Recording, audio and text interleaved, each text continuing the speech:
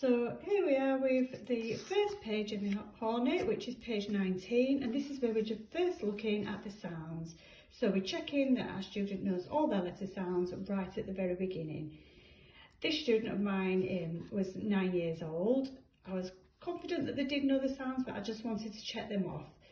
If you see this book as a checking exercise, we need to make sure that all the skills are done and dusted. It's easy to presume that they might know these skills, but it's always better to check. We're trying to find out where did their problems first start, so it's necessary we go right to the beginning and check them all off. Because this student, she flew through them, absolutely no problems at all. I didn't feel the need to go and get 2 ticks. I didn't go back on the next session.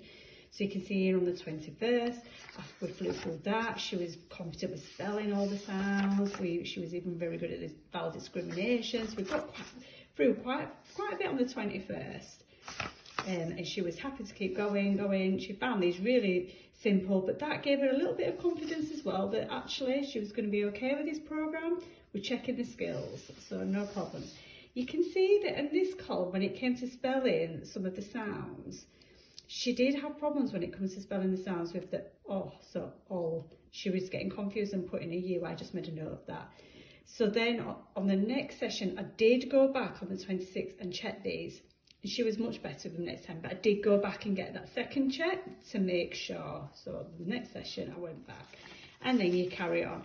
So if every session you sort of carrying on, beginning of the next session, you will go back to where she first started getting these dots, where we need 2 consecutive ticks.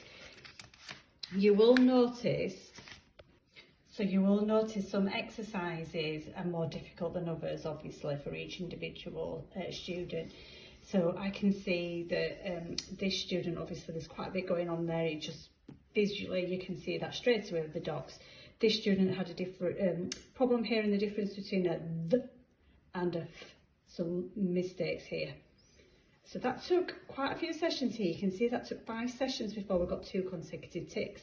So lots of modelling, lots of mutual mouth watching was important till they got to grips with that. So this is what this book is doing for you. It's highlighting straight away, right, this is an issue, we need to tackle that.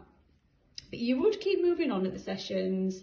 So even though on the 26th September she first started getting dots, I would still have moved on to the next page and the next page. It's just that I would go back on the 3rd, check off these, then go back. So you constantly, at the beginning of every new session, you're going back just to get them 2 consecutive ticks, then you're moving forward.